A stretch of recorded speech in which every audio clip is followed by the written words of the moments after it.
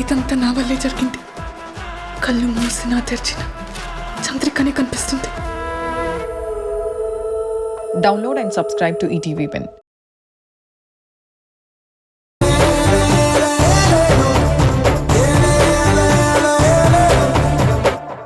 మీ మామయ్యకి తలనొప్పిగా ఉందంట, కాస్త కాఫీ పెట్టివమ్మా. అలాగే టాబ్లెట్ కూడా ఇవ్వు. అమ్మా మధు, ఇప్పుడేం వద్దమ్మా, కాసేపు ఉంటే అది తగ్గిపోతుందిలే. అలా అంటావేంట్రా రాజా, కనీసం టాబ్లెట్ అయినా వేసుకోరా. అంత హెడేక్ ఏం లేదులేరా, తగ్గిపోతుందిలే. చూసావా దేవకి, మామా కోడలు ఏమాత్రం బయటపడకుండా రామచంద్రకి విషయం తెలియకుండా ఉండడానికి శతవిధాలా ప్రయత్నిస్తున్నారు. చూద్దాం ఎంతసేపు ఇలా ప్రయత్నిస్తారు. అసలు ఇప్పటికే తెలిసిపోయి ఉండాలి, కానీ చాలా ఆలస్యం అయిపోయిందమ్మా. ఎలాగూ వాళ్ళు చెప్పేలా లేరు కాబట్టి మనమే చెప్పేస్తే ఎలా ఉంటుందక్క? రే, బుర్ర తక్కువ వెదవా, ఎవరి ద్వారా తెలిసిందని మనం బయటపడతాం. నోరు మూసుకునుండు, తొందరపడి పిచ్చివాగుడు వాక్కు. నువ్వు చెప్పింది కూడా లాజిక్కే అక్కో. మనకెవడు చెప్తాడు? వాళ్ళ దృష్టిలో మనకు తెలియదు కదా, తెలియనట్టే ఉందాం.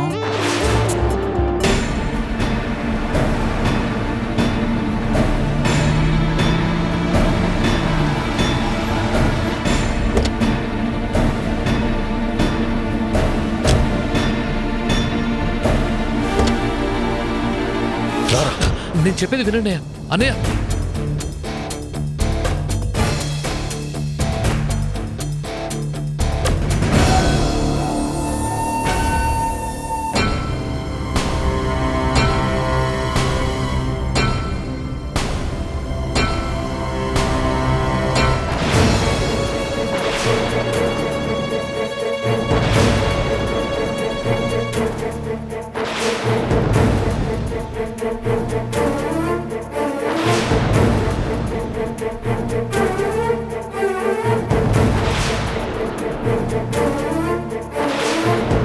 అన్నయ్య అన్నయ్య అన్నయ్య,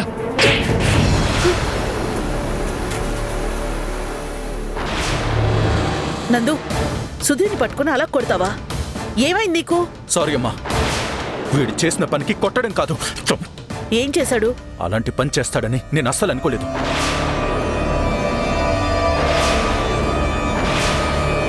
సుధీర్, ఏం చేశావురా? ఈయన గారు చేసిన పనికి పోలీసులు అరెస్ట్ చేసి స్టేషన్లో పెట్టారు.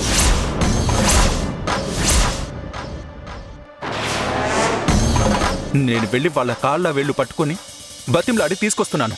అసలు సుధీర్ అంత పెద్ద తప్పు ఏం చేశాడు నందు? నీ కొడుకు బాగా ఎదిగిపోయాడమ్మా. నిన్న మొన్నటి వరకు విచ్చలవిడిగా ఖర్చు పెడుతుంటే సరదాగా తినడానికి తిరగడానికి అనుకున్నాను. ఇన్ని లక్షలు ఎందుకు ఖర్చు పెట్టాడో ఇప్పుడు అర్థమవుతుంది. దానికి నాకు ఎటువంటి సంబంధం లేదని చెప్తున్నాను కదా. అసలు ఏం జరిగిందిరా? వీడి కారులో పొట్లాలు దొరికాయంట.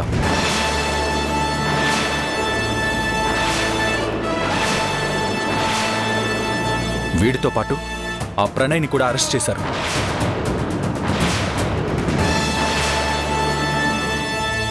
అయ్యో అయ్యో అయ్యో, వాడి చేతులు ఇరిగిపోను. వాడెవడో వెధవ గురించి వీణ్ణెందుకు అరెస్ట్ చేశారు?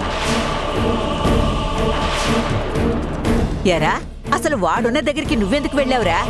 వాడికి నీకు ఏంటి సంబంధం? మరిది గారిని నేనే మా అక్క వాళ్ళ ఇంటికి పంపించాను. ఓహో, ఈ పుణ్యం కూడా నువ్వే కట్టుకున్నావా అమ్మా?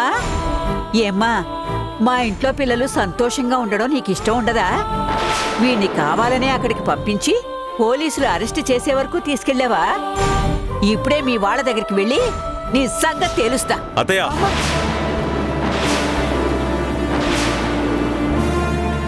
పిచ్చి పిచ్చి వేషాలు వేయకండి, కొంచెం అదుపులో ఉండండి. వాడున్న పరిస్థితుల్లో ఇప్పుడెళ్ళి వాడి ముందు ఇవన్నీ మాట్లాడతారా? అసలేం జరిగిందో తెలుసుకున్నారా పూర్తిగా? వీడే తప్పు చేయకపోతే పోలీసులు వీడినెందుకు అరెస్ట్ చేస్తారు? నన్నెవ్వరూ బ్లేమ్ చేయకండి. దానికి నాకు ఏ సంబంధం లేదని చెప్తున్నాను కదా. నోర్మయ్, చేసిందంతా చేసి మళ్ళీ అబద్ధాలు ఆడేవంటే చంప పగల కొడతాను. నేను అబద్ధం ఆడట్లేదు, నిజమే చెప్తున్నాను. ఏంట్రా నిజం? నువ్వు తప్పు చేయలేదా? చెయ్యలేదు. నువ్వు తప్పు చేశావు. ఇప్పుడు ఆ ప్రణయే కనుక లేకుండా ఉండుంటే నిన్న ఆ దేవుడు కూడా కాపాడుండేవాడు కాదు.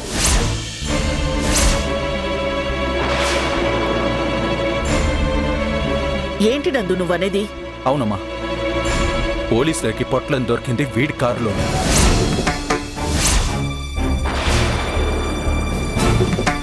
వీడి కారు ప్రణయ్ వాళ్ళ ఇంటి ముందుంది అన్న ఒకే ఒక్క కారణంతో ప్రణయ్ని కూడా అరెస్ట్ చేశారు. పోలీసుల దగ్గరున్న ఎవిడెన్స్ ప్రకారం అయితే ప్రణయ్కి ఈ కేసుకి ఎలాంటి సంబంధం లేదు. అదే కారణం చెప్పి ప్రణయ్ ఈజీగా తప్పించుకోవచ్చు. కానీ అతను ఆ పని చేయలేదు. మన ఫ్యామిలీ పరువు పోకూడదని ఆ నేరం తన మీద వేసుకున్నాడమ్మా.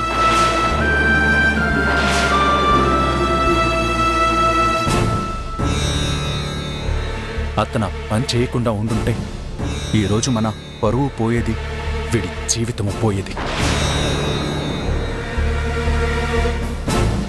చెడబుట్టావు కదరా మా కడుపున.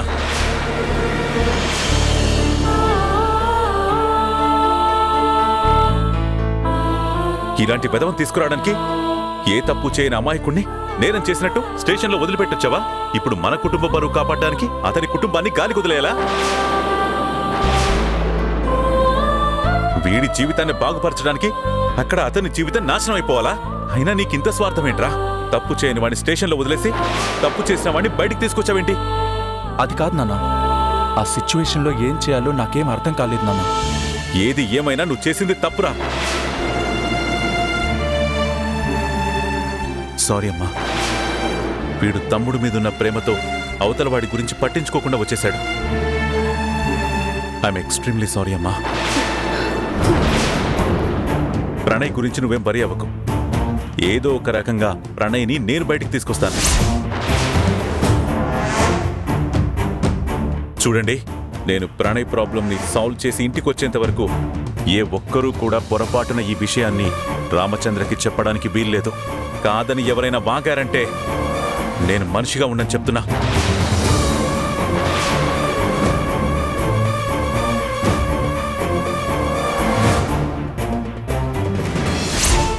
అమ్మా ఇందు, నువ్వు నీ చెల్లికి చెప్పావు. నీ చెల్లి వాళ్ళకు చెప్పిందో లేదో, నేను నేరుగా వాళ్ళ ఇంటికి వెళ్ళి మాట్లాడొస్తాను. వాళ్ళ అబ్బాయి గురించే కదా మనోడు ఈ సమస్యలు ఎదుర్కొన్నాడు. ఇలాంటి పెద్ద ఇబ్బందులు వచ్చేసరికి మనలాంటి చిన్నలను ఎవరు పట్టించుకోరమ్మా. మనమిలా ఇంటి పట్టున ఏడుస్తూ కూర్చుంటే లాభం లేదు. నేను స్వయంగా ఆ ఇంటికి వెళ్తా. అత్తయ్య, మీరు దయచేసి అలాంటి పనులు చేయకండి. మా చెల్లెలు చెప్పిందంటే ఖచ్చితంగా చేస్తుంది. ప్లీజ్ అత్తయ్య. నువ్వు మీ చెల్లెల్ని నమ్ముతున్నావు కానీ నేను మాత్రం ఇలాంటి విషయాల్లో ఎవరిని నమ్మే పరిస్థితిలో లేనమ్మా. మనకెవరున్నారమ్మా? ఈ సమస్య నుంచి గట్టెక్కించడానికి మనకెవరూ లేరు. మన గురించి మనమే పోరాడుకోవాలి. నేను వెళ్తానమ్మా.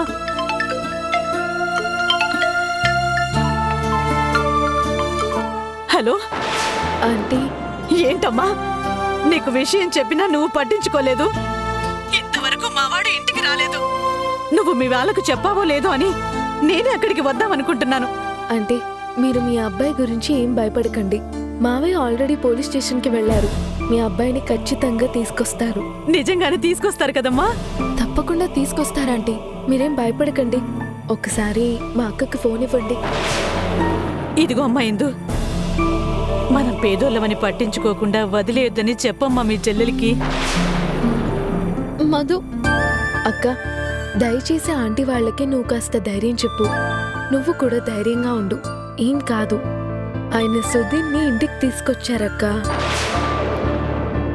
ఇందులో మీ ఆయన తప్పు కూడా ఏం లేదని తెలిసింది. ఎలా అయినా మీ ఆయన్ని బయటికి తీసుకొస్తానని మావయ్య గారు వెళ్ళారక్క. ఖచ్చితంగా తీసుకొస్తారు. అసలు సుధీర్ ఇలాంటి పనులు చేస్తాడని నేను అస్సలు ఊహించలేకపోతున్నాను. లేదక్క, సుధీర్ ఇలాంటి పనులు చేసే మనిషి కాదు. కానీ ఏదో పొరపాటు జరిగింది. ఏం జరిగిందో అర్థం కావట్లేదు. జరిగిన దాన్ని బట్టి మనమే ఒక అంచనాకు వచ్చి సుధీర్ని తప్పు పట్టకూడదు. నాకు అంత కన్ఫ్యూజన్ గానే ఉందక్క. కానీ ఖచ్చితంగా ప్రణయ్నైతే ఇంటికి తీసుకొచ్చేస్తారు. నువ్వేం భయపడకు. వాళ్ళకి కాస్త ధైర్యం చెప్పు. ఈ విషయం చెప్దామనే కాల్ చేశాను. మావయ్య ప్రణయ్ని విడిపించి బయటికి తీసుకురాగానే నాకు కాల్ చేస్తారు. మావయ్య కాల్ చేయగానే నేను నీకు కాల్ చేస్తాను. ఉంటానక్క. ఏమంటుందమ్మా? ప్రణయ్ ఎప్పుడొస్తాడంట? సుధీర్ని ఇంటికి తీసుకొచ్చారంట అత్తయ్య. ప్రణయ్ని కూడా తీసుకురావడానికి వెళ్ళారంట. హ, చూసావమ్మా, ఎంతసేపు నువ్వు డబ్బుల్ని తేలిగ్గా అంచనా వేశావు. ఇప్పుడు తెలిసిందా మన దగ్గర డబ్బు లేకుంటే మన పరిస్థితి ఏంటో? డబ్బున్నోళ్ళు కాబట్టి వాళ్ళ బిడ్డని మాత్రం బయటికి తీసుకొచ్చేశారు, వీడిని మాత్రం పట్టించుకోలేదు. నేను వాళ్ళని దెప్పి పొడుస్తున్నానని అనుకోకమ్మా. మన పరిస్థితి గురించి, మన బతుకుల గురించి చెప్తున్నాను. ఇదే డబ్బు మన దగ్గరుండుంటే వాడు నిజంగా తప్పు చేస్తున్నా ఈ పాటికి బయటికి వచ్చేస్తుండేవాడు. ఇప్పుడు ఇదే కదమ్మా జరిగిందే. మన కళ్ళ ముందే అతని కారులో ఏవో దొరికాయని అతన్ని తీసుకెళ్లారు. మన ఇంటి దగ్గర దొరికిన పాపానికి నీ మొగుడిని కూడా తీసుకెళ్లిపోయారు. తప్పు చేసినోడు మాత్రం ఇంటికి వచ్చేశాడు. ఏ పాపం తెలియని నా కొడుకు మాత్రం పోలీస్ స్టేషన్లోనే ఉన్నాడు. వాణ్ణి జైలు పాలు చేయకుండా కాపాడమని చెప్పమ్మా. నా కొడుకేమైనా అయితే మాత్రం నేను ఊరుకొని చెప్తున్నా.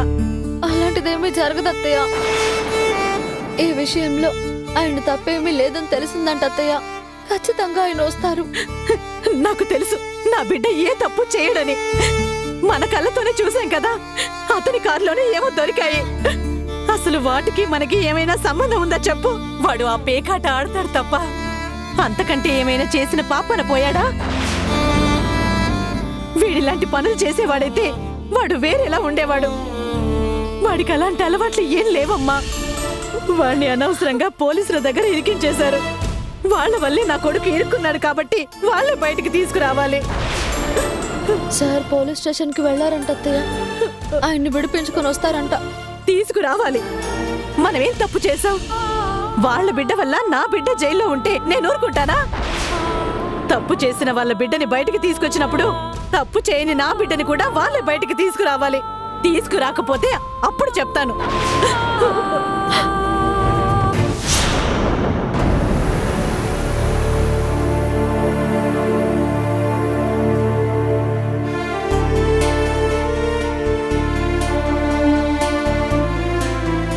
మీరు సుధీర్ని అపార్థం చేసుకుంటున్నారేమో. అపార్థం చేసుకోవడం ఏంటి? కళ్ళ ముందన్నీ కనిపిస్తూ ఉంటే. సుధీర్ అబద్ధమైతే ప్రణయ్ నిజమై ఉండాలి. ఒకవేళ ప్రణయ్ అలాంటి పనులు చేసేవాడైతే తప్పించుకునే అవకాశం ఉన్నప్పుడు తప్పించుకుని వెళ్ళిపోతాడే తప్ప కేసుని ఎందుకు అతని మీద వేసుకుంటాడు? దానికి ఒకే ఒక్క కారణం. నేను తెలిసో తెలియకో ఇందుకి అపాయింట్మెంట్ లెటర్ ఇవ్వడం వల్లే ఈరోజు సుధీర్ని ఈ కేసు నుంచి కాపాడాడు.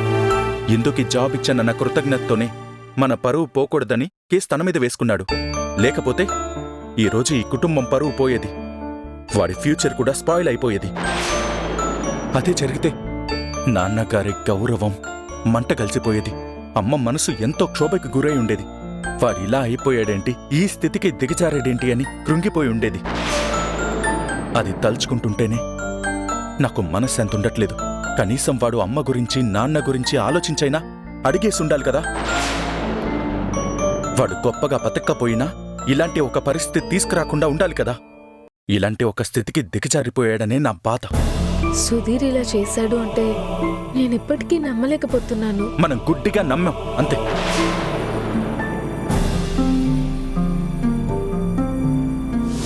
ఏంటక్క, మనం తీసుకున్న గోతులో మనమే పడ్డట్టు అయిపోయింది. వాళ్ళ కొంపని తగలబెడదామనుకుంటే మన కొంపని మనమే తగలబెట్టుకున్నాం. నన్ను కొడతావేంటక్క? నువ్వు చెప్పిందే కదా నేను చేశాను. నేనేం చెప్పాను, నువ్వేం చేసావు? వాడు అరెస్ట్ అయ్యేలా చూడమంటే వీడు అరెస్ట్ అయ్యేలా చేసావు. మనోడు అరెస్ట్ అవుతాడని నాకేం తెలుసక్క? అసలు వీడు అక్కడికి వెళ్తాడని గాని ఇలా ఇరుక్కుంటాడని గాని నేనేమన్నా కలగన్నానా? అసలు వాడి దగ్గర ఉండాల్సిన పొట్లాలు సుధీర్ కారులోకి ఎలా వచ్చాయో, పోలీసులు వీడి కారు ఎందుకు చెక్ చేశారో నాకైతే అర్థం కాలేదు. దేవకి, ఆ ఇంటి మొగుడు చూడ్డానికి ఏమీ ఎరగని అమాయకుల్లా కనిపిస్తున్నాడు గాని వాడో పెద్ద ముదురు. మొదటిసారి వాడి మొహం చూసినప్పుడే అనుకున్నా వీడొక కంట్రీ వెధవలా ఉన్నాడు అని. వాడి బుద్ధేంటో ఇప్పుడు బయటపడింది. వాణ్ణి మన వలలో ఇరికించి ఆ రామచంద్ర కుటుంబం అంతు చూడాలనుకున్నాం. కాని వాడిరుక్కుపోకుండా తప్పించుకోవడానికి తెలివిగా ఆ పొట్లాలేవో వీడి కారులో పడేసినట్టున్నాడు. పోలీసులొచ్చి వాడితో కలిపి వీణ్ణి పట్టుకెళ్లారు. వాడేమో నందు ముందు ఏమీ తెలియని అమాయకుళ్లాగా నాటకాలాడి ఏదో వీణ్ణి కాపాడడం కోసమే వాడి కేసు వీడిని ఎత్తినేసుకున్నట్టు డ్రామాలాడుంటాడు. ఏది ఏమైతేని వాడు నెత్తినేసుకోకపోతే ఈ కేసు మనవాడి మీదకొచ్చేది. ఆ రకంగా చూస్తే వాడు మనకి సాయం చేసినట్టే. కానీ వాడు మాత్రం కంత్రిగాడే. నిజమే, వాడు మనం అనుకున్నంత తెలివి తక్కువ వాడేం కాదు. చాలా తెలివిగా పావులు కదిపాడు. అంతటి అపాయంలో కూడా వాడు తప్పించుకోవడానికి ఉపాయం ఆలోచించి మంచి పేరు తెచ్చుకోవడానికి తాపత్రయపడుతున్నాడు అంటే వాడు మామూలోడు కాడు. వాడికి మనల్ని మించిన కంత్రి తెలివితేటలున్నాయి. కాకపోతే వాడి తెలివితేటలు నా కొడుకు మీద చూపించాడు. అదే నేను భరించలేకపోతున్నాను. వాడు బయటికి రాని అక్క, వాడంతు తేలుస్తాను. అబ్బా నువ్వు ఊరుకోరా. వాణ్ణి ఏం చేసినా పిచుక మీద బ్రహ్మాస్త్రం వేసినట్టే. మనం దెబ్బతీయాల్సింది వాణ్ణి కాదు, వాణ్ణి పావుగా ఉపయోగించుకోవాలే తప్ప వాణ్ణి నాశనం చేయడం వల్ల మన కొరిగేది ఏమీ లేదు. వాడొట్టి వెదవని తెలిసింది కదా. అవసరమైనప్పుడు వాణ్ణి పావులా ఉపయోగించుకుంటే సరిపోతుంది. వాణ్ణెప్పుడు ఎలా ఉపయోగించుకోవాలో దేవకి చూసుకుంటుంది.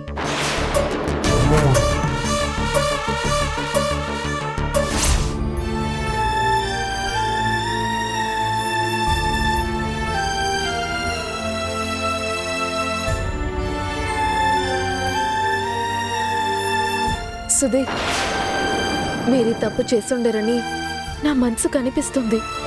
నిజం కూడా అదే వదిన. నాకు దీనికి ఏ సంబంధం లేదు. అసలు ఆ పొట్లాలు నా కారులోకి ఎలా వచ్చాయో నాకిప్పటికీ అర్థం కావట్లేదు వదిన. నిన్ను నేను నమ్ముతున్నాను సుధీర్, కానీ ప్రతి ఒక్కరూ లైఫ్లో ఎక్కడో ఒక చోట తప్పటడుగులు వేస్తూ ఉంటారు. అది సహజం.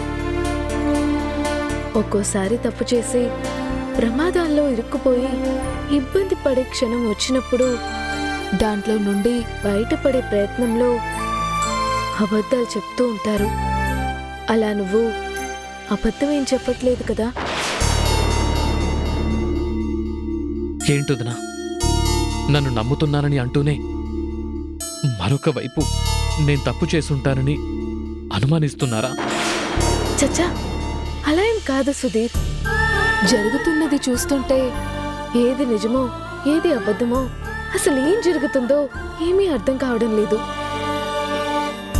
అందుకనే ఒకవేళ అలాంటి పొరపాటు ఏదైనా జరుగుంటే అందులో నుంచి మిమ్మల్ని పూర్తిగా బయటపడేయాలి. మిమ్మల్ని అందరూ మంచిగా చూడాలనే తాపత్రయంతోనో బాధతోనో అడుగుతున్నాను. ఈ విషయం తెలిసి మామ్ ఎంత హర్ట్ అయ్యి ఉంటారో, డాడీ నా మీద ఎంత కోపంగా ఉంటారో నాకు తెలుసు. వాళ్ళిద్దరి మీద ప్రామిస్ చేసి చెప్తున్నాను వదిన, నాకు దీనికి ఎలాంటి సంబంధం లేదు. నేనే తప్పు చేయలేదు. అన్నయ్య ఎలాగూ నన్ను నమ్మట్లేదు. ఇంట్లో వాళ్ళు నమ్ముతారని నమ్మకం నాకు లేదు. కనీసం మీరైనా నమ్మండి వదిన.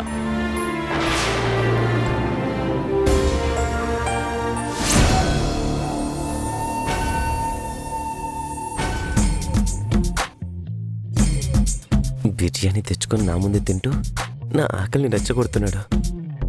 కనీసం టీ కూడా ఇప్పించలేదు దుర్మార్గుడు.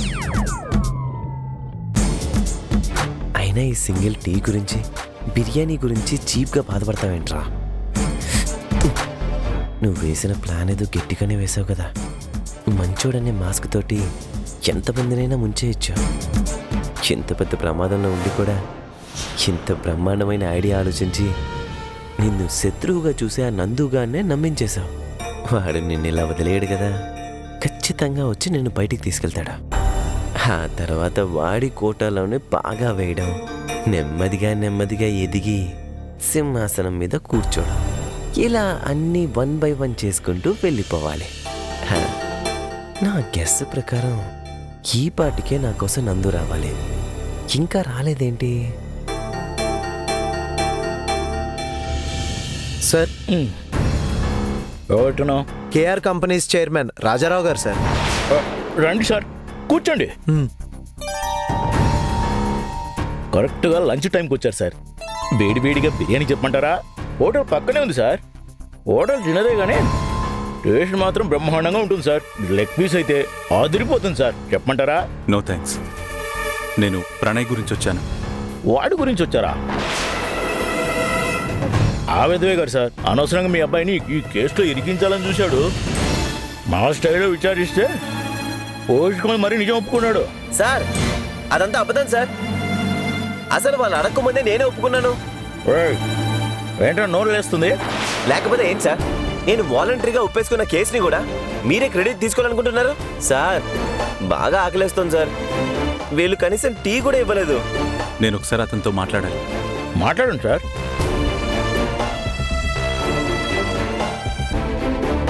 సారీ ప్రణయ్. అయ్యో సారీ మీరు చెప్పడం ఏంటి సార్? చెయ్యని నేరానికి నువ్వు శిక్ష అనుభవించకూడదయ్యా. ఇందుకి ఉద్యోగం ఇచ్చావన్న ఒక్క కారణానికి చెయ్యని నేరాన్ని అంగీకరించావా? ఏంటయ్యా నీ అమాయకత్వం? సార్ మనమంతా బంధువులం కదా సార్. పైగా నిన్నటి వరకు నేను ఎవరికి ఏ విధంగానూ ఉపయోగపడలేదు.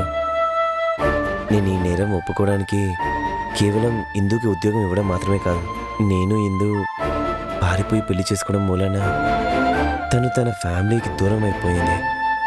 ఆ రకంగా ఆ ఫ్యామిలీకి నేను అన్యాయం చేశాను. ఒక రకంగా మీ కుటుంబ పరువు తీసేశాను. ఈ రెండు విషయాల్లో నేను చాలా బాధపడ్డాను సార్.